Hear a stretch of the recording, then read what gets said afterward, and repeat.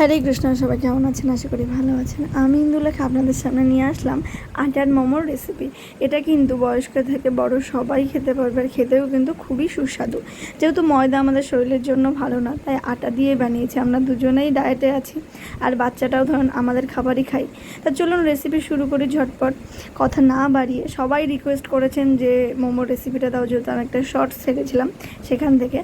তা যাই রান্নাঘরে, কড়াইতে একদম গরম হয়ে গেলে সেখানে বেশ খানিকটা তেল দিয়ে দেবো, আর তেলের মধ্যে একটু জোয়ান আর একটু জিরে দেবো, বেশি কিছু নয়।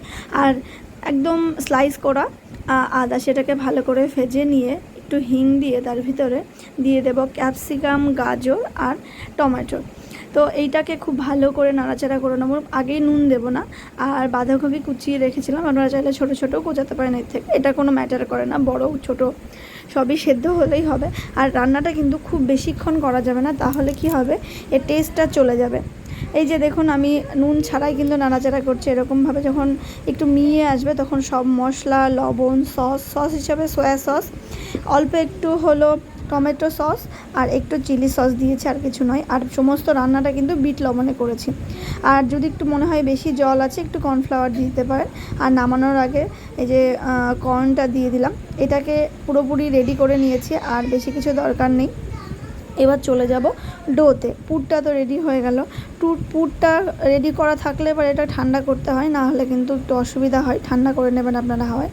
আর এখানে আটার ডো বলতে কিছুই নয়, সামান্য নুন আর অল্প একটু চিনি দিয়ে, যেরকম আমরা আটার ময়দা মাখি সেরকমভাবে ময়দা মেখে নিতে হবে। ছোটো ছোটো ছোটো ছোটো লিচি কেটে নিতে হবে। এই যে দেখুন আমি কিভাবে করছি। আসলে আমার স্ট্যান্ডটা একটু বাঁকানো ছিল, সেই জন্য একটু রাখতে অসুবিধা হচ্ছে। মানে যারা রুটি করি আমরা, রুটির যে ডোটা থাকে, ওই ছোটো একটা রুটির ডোটাকে দুটো করে নিতে হবে, আর খুব সুন্দর করে বেলে বেলে রেখে দিতে হবে। আমি বেশ কয়েকটা বেলে নিচ্ছি। আর সব থেকে বড় কথা, যারা এটা বেলতে পারো না তাদের জন্য সুখবর, মোমোর জন্য কিন্তু খুব বেশি গোল হওয়ার কোনো প্রয়োজন নেই, কারণ যেরকম সেরকম বেললেই হলো। আর যখন পুরটা দেওয়া হবে তখন ঠিক এটা অ্যাডজাস্ট হয়ে যাবে। এবার এক একটা করে বেলা রুটিগুলো নেব ছোটো ছোটো, আর অল্প অল্প করে মোমোর পুরটা দিয়ে এটাকে কিন্তু খুব সুন্দর করে মুড়ে দেবো। আমি অনেকগুলো বানাচ্ছি একসাথে, সেই জন্য আপনাদেরকে ঝটপট দেখিয়ে দিয়েছি। আর এর পুরটা মুড়তে হয় একটার সাথে একটা অ্যাটাচ করে নিয়ে, হালকা হাতে মুড়ে নিলেই কিন্তু এই শেপটা চলে আসবে। এবার আপনারা বলতে পারেন যে আমরা শেপ করতে পারি না, একটু ধীরে দেখাতে পারতেন। আসলে ভিডিওতে অনেক লেন্দি হয়ে যেত, ওই জন্য আর পুরোটা আমি দেখাচ্ছি না। একটু বুঝে নেওয়ার চেষ্টা করুন, যেহেতু অনেকগুলো বানিয়েছি। এবার দেখুন অন্য একটা ডিজাইন দেখাবো, সেটা হলো ডাবল মোমো কী করে করে।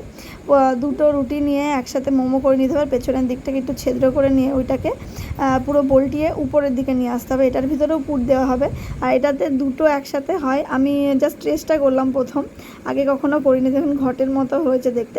এটা দুটো কালার দিয়ে করলে বেশ ভালো লাগে। চেষ্টা করব পরে একদিন গন্ধরাজ মোমো করব, আর নর্মাল চিজ কর্ন মোমো করব। সেই দিন এই মোমোটা আরেকবার ট্রাই করব, তাহলে আপনারাও বুঝতে পারবেন যে কেমন হলো।